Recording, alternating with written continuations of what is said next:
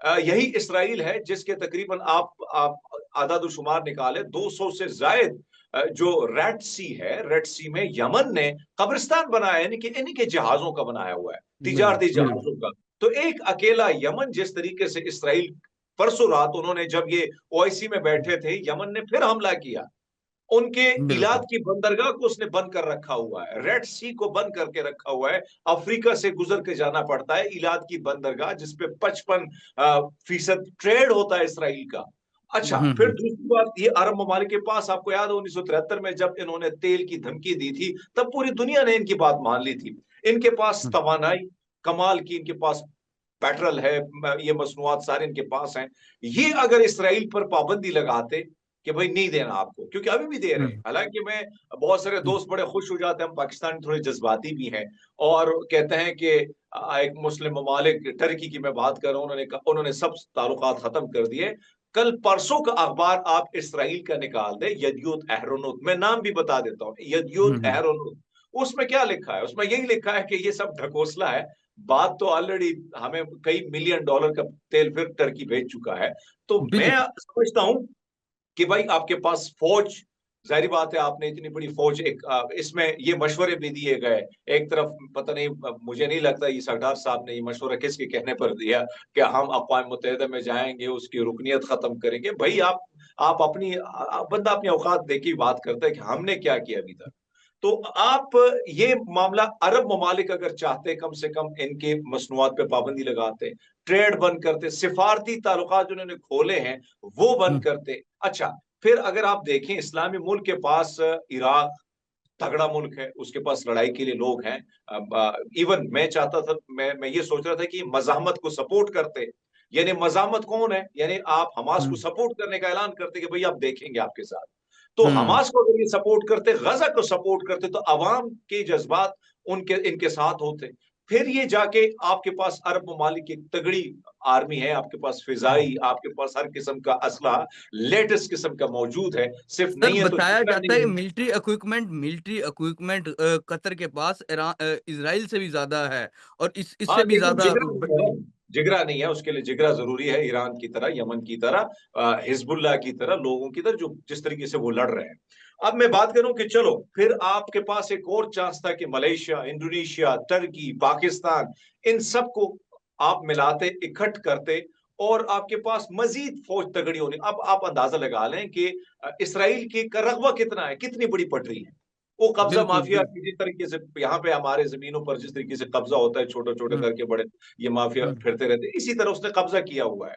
अब इस हम्म, कब्जे को अगर आप, उसके पास रकबा कितना है वहां से, ऐसा नहीं है, इसराइल के जो लोग हैं वो अपने इतने मुहिब वतन नहीं है, जिस क्योंकि वो बाहर हम्म, से लाए गए लोग हैं। वो आपको याद हम्म, होगा जब ईरान के साथ लड़ाई हो रही थी तो भाग जा रहे थे, एयरपोर्ट भरे हुए थे। अब बिल्कुल। सिचुएशन ये, आज की मैंने ट्वीट भी किया, आपने देखी होगी, इसमें जो इसराइल के फौजी हैं उन्होंने गोलियां फेंकी हैं पार्लियामेंट में।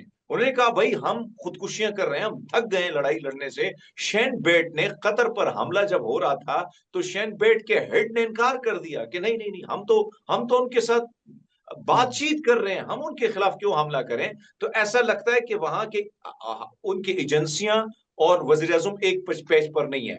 अब दूसरी बात, इनके पास मौका क्या था? नितिनयाहू इस वक्त सबसे बहुत बड़ा कंट्रोवर्शियल शख्सियत बन चुका है। लोग उससे हम्म, नफरत करते हैं, सिर्फ मुसलमान नफरत हम्म, नहीं कर रहे, बल्कि बिल्कुल। दुनिया का हर जी शऊर इंसान नफरत हम्म, कर रहा है। पूरी दुनिया बिल्कुल। में उसके खिलाफ मुजाहिर। अमेरिका में सबसे बड़ा प्रॉब्लम यह है कि क्योंकि वहां के कांग्रेसमैन या सदर ब्लैकमेलिंग इसराइल बहुत हम्म, पहले से करता है, बहुत सारे वीडियोस के जरिए करता है। हम्म, तो वो वहां पे मजबूर ना होते, तो वहां पे मुख्तलिफ यूनिवर्सिटीज में जो तहरीकें उठी हैं, स्टूडेंट जिस तरीके से उठे, तो ये बहुत बड़ा चांस था अरब दुनिया के पास। फिर अब मैंने बिल्कुल। जिस तरह बात की कि भाई बयानिया बनाता, अब सबसे बड़ा प्रॉब्लम क्या है? मैं हमेशा बात करता हूं कि भाई आप बयानिया बिल्ड करें, क्योंकि मगरबी बयानिए को मात देने के लिए आपको, जैसे आपका चैनल है, छोटे छोटे चैनल बना दें, हम्म, बड़ों पे हम्म, खर्चा ना करें, जिस तरह प्रॉपर्टी डीलर से आपने बड़े बड़े हम्म, चैनल दिलवाए हैं, वो नहीं, छोटे छोटे चैनल बनाते, बयानिया बनाते, और बयानिया ये पूरा मुस्लिम वर्ड बनाता, तो कहीं ना कहीं जो इसराइल का बयानिया ऑलरेडी उसको बहुत बड़ा नुकसान हो चुका है। आपसे तो बिल्कुल। बेटर जो है वो स्पेन है, उसने हम्म, ट्रिलियन ऑफ डॉलर, ये कल की मेरी खबर है, ट्रिलियन ऑफ डॉलर जो है उसने मुआहदे मनसूख कर दिए कि भाई आप गजा, बिल्कुल। आप मासूमों के कातिल हैं। तो क्या ये हुँ, इकदाम अगर गैर मुस्लिम उठा सकता है तो मुसलमानों में क्यों गैरत नहीं है? अब आप अंदाजा बिल्कुल। लगा लें, आप इलेक्ट्रॉनिक मीडिया, आप डिजिटल मीडिया, आप फिल्म के जरिए, आप हुँ, अलामती तौर पर पूरी दुनिया में जाके, अच्छा फिर एक और चीज, चलो हुँ, हम तो ट्रेड, हमारा आपको पता है कि कितनी हमारी ट्रेड है। वैसे दावे तो हुँ, हर दिन किए जाते हैं, स्टॉक एक्सचेंज आपके न्यूज में बता दिए जब, पता नहीं उधर कौन से सहारे पे चढ़ गई है, लेकिन हालात आपके सामने हैं। अरब हुँ, दुनिया की तिजारत अमेरिका के मंडियों तक है। इसी हुँ, तरह हुँ। उनकी जो एनर्जी यानी पावर सेक्टर जो है वो मगरबी दुनिया तक है। तो वो भी कमजोर करा सकते थे, मनवा सकते सर थे, वो अपना ये कैसे। तो एक दूर दूर बात चली जाएगी, लेकिन अभी डोनाल्ड ट्रंप आया है कुछ अरसे पहले, जिसको कतर ने एक जहाज दिया है जो गिफ्ट किया है। उसके अलावा उसको दुबई, अमेरिका, सऊदीया सब ने पैसे दिए हैं, सब ने इकट्ठे करके पैसे दिए हैं जब वो आया है। तो उससे बाद अब देखें एक एयर बेस है अमेरिका की, अगर इजराइल के पीछे अमेरिका की कहते हैं सब सब नजर आता है सपोर्ट है, तो फिर क्यों नहीं डोनाल्ड ट्रंप ने इस सब को रोका? देखिए क्या इसमें ऐसी आप मजबूरी थी? लोगों की आप देखिए स्टेटमेंट देख ले, आप हैरान हो जाएंगे कि एक तरफ वो कहता है कि ये हमारे एलाई हैं, हुँ, डोनाल्ड ट्रंप हुँ, भी ये करता है, लेकिन फिर कहता है हमास पर जो हमला था ये वर्ती था। यानी एक तरफ ट्रिलियन ऑफ डॉलर इन्वेस्टमेंट, फिर जिस तरीके से एक डिक्टेटर आता है और लोगों से वो भत्ता वसूल, वो गुंडा नहीं होता है मोहल्ले का, जिस हुँ, तरीके से हम हुँ, पुरानी फिल्मों में देखा करते थे, इधर तो हुँ, वैसे भी बड़े गुंडे फिरते रहते हैं भत्ता वसूली के लिए। तो हुँ, इसी तरह वो आके अरब ममालिक ने अपनी लड़कियां नचवाई उनके सामने, यानी इतनी बेहिसी, इतनी बेशर्मी कि गजा में जुल्म हो रहा है, मासूम लोगों की जानें जा रही हैं, बच्चों की जो लाशें हैं वो हवा में उड़ रही हैं, हामला खवातीनों के बच्चे पेट में मारे जा रहे हैं, और ये लोग रक्स करा रहे हैं, बाल बिखेरते हुए हसीनाओं को उसकी राह में खड़ा किया। तो उस वो ऐसे आया जैसे वो पैसे एक बहुत बड़ा लुटेरा और वो यहां से चला गया। तो इन्होंने तो अपनी लड़कियां, अपना अपनी इज्जत, अपनी इज्जत और तकरीम, अपना माल, सब कुछ उनको दे दिया कि भाई ट्रंप चाचा आप हमारा ख्याल रखना। लेकिन फिर आप देखें कि सब कुछ लुटाने के बावजूद सवाल यह है कि आपको मिला क्या? आपको रुसवाई मिली है, आपकी इज्जत, हुँ। आपके मुल्क की सोवरेनिटी। लेकिन प्रॉब्लम यह होती है कि जब आप अपने मुल्क के साथ, मट्टी के साथ जुड़े नहीं होते हैं, भाई दूसरों से हिफाजत नहीं करा। अभी मैं देख रहा था कुछ इधर, कुछ हमारे यहाँ भी बहुत साफी है ना जो बेचारों हुँ, को कुछ स्क्रिप्ट मिल जाता है, तो वो बार बार कह रहे थे कि हमारी मईशत अगर आप संभाल लें तो हम आपकी जो है सिक्योरिटी से। अरे भाई हमारे यहाँ क्या सिस्टम है, आज पर कल बलूचिस्तान में जिस तरीके से हमारे जवान शहीद हुए हैं, तो हम अपनी सिक्योरिटी, हम तो अपने मुल्क के साथ जुड़े हैं, अपनी मुल्क की हमें फिक्र है। तो इस तरह के बयानियां बनाने से, किसी मुल्क की आपने बना दी ना 56 ममालिक की आपने फौज बना दी, रहल शरीफ तो मजे ले रहा है, जारी बात है, बहुत बड़ी सैलरी मिल रही है उसको, यहाँ से भी रिटायर होके पैसा मिला, वहां से भी जाके पेंशन भी मिल रही है। तो इस सिचुएशन में अगर होता तो आप कर लेते, गजब पे मामला उठा लेते, आप अपनी सोवरेनिटी पे जो आपका हमला होता है आप उसकी हिफाजत करते। आपने एक अकेले यमन पर हमला करने के लिए बनाना था, ये मुसलमानों के खिलाफ बनाना था। वो मिस्र के जो सीसी हैं वो मशवरा देते हैं कि नेटो तर्ज पे हमें।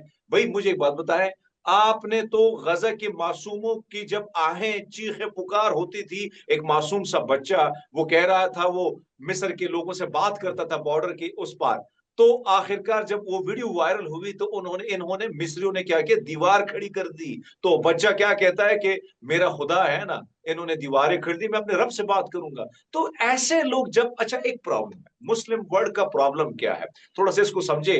हालांकि ईरान ने इनको बहुत हौसला दिया, अभी भी उन्होंने इस चीज से दस्तबरदारी इख्तियार की, उन्होंने कहा आपने, आपका कोई मौकफ ही नहीं है। सबसे बड़ा मसला यह है कि जब एक मुल्क में बादशाहत होगी, डिक्टेटरशिप होगी, जबरदस्ती आप पर 17 सीटों की हुकूमत मुसल्लत की जाएगी, तो फिर आप कैसे जा सकते हैं? आप कैसे उनके खिलाफ, उनके मफादात के खिलाफ जा सकते हैं? तो सबसे बड़ा मसला ये है, थोड़ी बहुत गैरत आएगी, थोड़ी बहुत गैरत जागेगी, तब जाके कुछ होगा। वरना मैंने आपको जो पॉइंट्स दिए हैं, अगर उसमें ये डिस्कस किए जाते, एक हिकमत अमली अपनाई जाती और सिर्फ लड़ाई नहीं करनी चाहिए थी, बमबारी नहीं। हालांकि इसराइल है कितना, कितना इसराइल है, लेकिन आप उसके साथ सिफाती ताल्लुकात बंद करते, आप तवानाई सेक्टर, तिजारती सेक्टर, आप उनके खिलाफ मुख्तलिफ महाजों में, यही। अब देखो शर्म की बात है, मैं समझता हूं कि शर्म इसलिए कि गजा में जब जुल्म हो रहा था, तब जाके कोई मुसलमान हुकूमत मुल्क को आगे आना चाहिए था। लेकिन अफ्रीका का मुल्क निकलता है, उसका खामियाजा भी भुगतता है, वो जाके इंटरनेशनल कोर्ट ऑफ जो क्रिमिनल की कोर्ट है उसमें जाके वो केस दायर करता है। तो भाई मुसलमानों इस्लामिक वर्ल्ड के पास केस था कि भाई इसने 1 लाख, कल वो फौजी क्या कह रहा था, साबिक जो जनरल है उनका आर्मी चीफ, उसने कल बयान दिया, ये 1 साल पहले ये जबरदस्ती से इस्तीफा लिया गया था, मैंने उस पर ट्वीट भी किया, उसने लिखा है कि तकरीबन 2 लाख लोगों को हमने मारा है, 2 लाख गजा में लोगों को मारा है। तो ऐसे में ये आपके पास क्या कम एविडेंस थी? उनके अपने एजेंसीज के, शैनबेट के अपने लोग, रिटायर आर्मी चीफ उनके बयान दे रहे हैं, उनका योगोलैंड वजीर दिफा जो था वो खुद बयान दे रहा है। तो आपके पास तो एविडेंस की भरपूर जो है चीजें पड़ी हैं, तो जाके उधर जाके केस लड़ते, इसके खिलाफ एहतजाज होते, मुस्लिम वर्ल्ड में एहतजाज होते। यकीन माने इसराइल इतना बड़ा नहीं है, जाहिर बात है, अच्छा, बिल्कुल। कभी कभी जब आप किसी के आशिक होते हैं ना, तो वह नाजायज औलाद के लिए भी आप बहुत कुछ हम्म। करते हैं। अमेरिका उसकी पुष्पनाई अपने उस बच्चे के लिए कोशिश कर रहा है बचाने के लिए। तो ये जो सब कुछ हो रहा है, अरबिक। सिर्फ इकट्ठ होना चाहिए था, हम्म। इत्तेहाद होना चाहिए था, तो बहुत कुछ हो सकता था। सर इकट्ठ हुआ तो है दोहा में, सर इकट्ठ हुआ तो है दोहा में। अरबिक अरबिक इस्लामिक वो जो एक्स्ट्रा ऑर्डिनरी समिट हुआ है अभी नहीं 15 वो, को, तो वो हुआ है, शबाशी भी वहां पे गए हैं। मैंने इकट्ठ की बात ये की कि जो पॉइंट्स मैंने आपको दिए तो इकट्ठ होता है, तो आके चाय पी ली, OIC, यानी वो लोग कहते हैं OIC, हम देखेंगे। तो ये एक दूसरे के चेहरे देख लेते हैं, फिर एक दूसरे के चेहरे के तासुरात पढ़ लेते हैं कि किस में कितनी गैरत है। यकीन मान है, मैं समझता हूं कि अरब दुनिया की एक तारीख थी, उस तारीख से थोड़ा सा पढ़ लेते कि भाई एक छोटा सा इसराइल जो काबिज है, जो कब्जा माफिया है, जिस तरह जमीनों पर कब्जेदार होते हैं इसी तरह कब्जा किया उन्होंने, जबरदस्ती कब्जा किया है, तो क्या उसके खिलाफ कोई मुहिम जोई का आप हिस्सा नहीं बन सकते थे? एक अकेला ईरान जब सब कुछ कर सकता है, तो भाई आप में तो इतनी ताकत है, आपके पास तो पैसा, इतना पैसा है कि आप डोनाल्ड ट्रंप को जो है वो उसकी नस्लें भी आके वो खाएं, वो खत्म नहीं होगा इतना पैसा। तो मैं जो बात कर रहा हूं कि इकट्ठ होता है सिर्फ चाय की प्याली पर, गपशप पर, और यहाँ पे हमारे जैसे गरीब ममालिक के जो है गरीब लोगों के पैसों पर टिकटें ली जाती, VVIP टूर हो जाते हैं और वापसी आ जाते हैं। बिल्कुल, ठीक है। तो ये कुछ सुनने में भी आ रहा है, जो बड़े सीनियर एनालिस्ट हैं, वो ये भी कह रहे हैं कि अगर कतर तक बात आ गई, ईरान से बात, तो फिर ये शायद पाकिस्तान तक भी आ सकती है। और अगर देखिए पाकिस्तान तक आई, तो हिंदुस्तान आप के क्या तो आ समझते हैं, गई है, पाकिस्तान आप कैसा इसको जवाब पीछे देगा? कैसे भूल सकते हैं? हिंदुस्तान के जब मैं रावलपिंडी पर जब हमला हुआ तो मैं वहां पे मौजूद था, और मैंने बाकायदा वो चीजें देखी जिस पर, जिस ड्रोन को गिराया गया थे, उस ड्रोन पर तो मेड इन इसराइल लिखा था। अब मुझे एक बात बताएं, क्या इधर जो बहुत कुछ हो रहा है बलूचिस्तान में, इसके पीछे कौन है? क्या एविडेंस हमारे पास है? नहीं, हमें नहीं पता कि किस तरीके से कौन कौन सी एजेंसी क्या कर रही है, हमारे मुल्क को तबाह कर रही है। तो हम ये डिनाई नहीं कर सकते कि इसराइल की इस वक्त पाकिस्तान में मदाखलत नहीं है।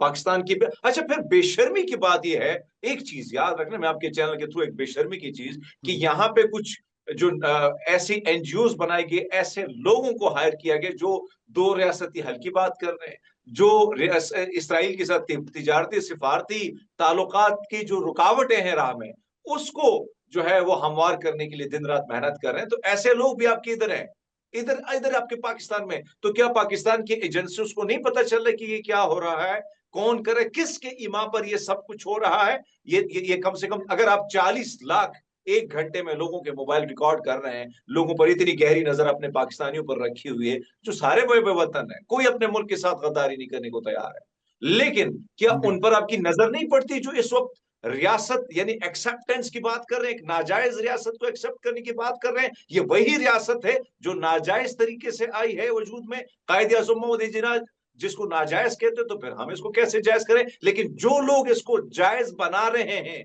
तो जो मॉनिटरिंग पे बैठे लोग हैं, जो 40-40 लाख एक एक घंटे में लोगों के मोबाइल जो है मॉनिटर कर रहे हैं, तो क्या वो ये नहीं मॉनिटर कर सकते हैं कि भाई आपके मुल्क में क्या हो रहा है, आपके मुल्क में कौन कौन सी जो NGOs हैं, किस मद में वो लोगों में पैसे खिला खिला के लोगों को इसराइल के एक बयानिया दे रहे हैं? तो इस सारी चीजों को सोचना होगा, इस चीज को देखना होगा कि भाई हमारे, हम, मैं तो प्राउड फील करता हूं कि मेरे पासपोर्ट में सारी दुनिया में मैं जा सकता हूं, पर इसराइल, मुझे मुझे फख्र है इस बात पे, क्योंकि वो जालिम है, नेतन्याहू दरिंदा है, वो इंसानियत का कातिल है। तो ऐसे कातिल को एक्सेप्ट करना क्या आप कबूल करेंगे? आपके मोहल्ले में इसी तरह का कातिल, स्मगलर, दहशतगर्द, आप उसके साथ कोई रिश्ता कर लेंगे? कौन करेगा? कोई एक मुहज्जब इंसान तो कभी बिल्कुल, नहीं करेगा। तो ये जो राय हमवार बिल्कुल हो नहीं रही है, इन करेंगे। लोगों पे भी आपको गिरफ्त रखनी चाहिए। तो मेरे ख्याल में ये बहुत बड़ा बिल्कुल। चांस था अरब दुनिया के पास, इस्लामिक वर्ल्ड के पास। लेकिन अनफॉर्चुनेटली उसको उसी तरह कर दिया गया जिस तरह माजी में गजा के मामले पर होता है। जी, तो नाज़रीन, जिस तरह के हरमीत सिंह हमारे साथ मौजूद हैं और उनका यही कहना है कि ये जो ओआईसी की जो इजलास, ये समिट हुए, तो इसमें शायद चाय के कप पीते हैं और एक-दूसरे को देखते हैं, वीआईपी टूर्स कर लेते हैं, लेकिन अमली जो अमल है, वो नज़र नहीं आता। जो पहले गज़ा तक बात थी, फिर ईरान के साथ जिस तरह मामलात हुए, अब कतर तक बात आ गई है, तो ये तो उम्मत मुस्लिमा की पूरे की बात आ गई है।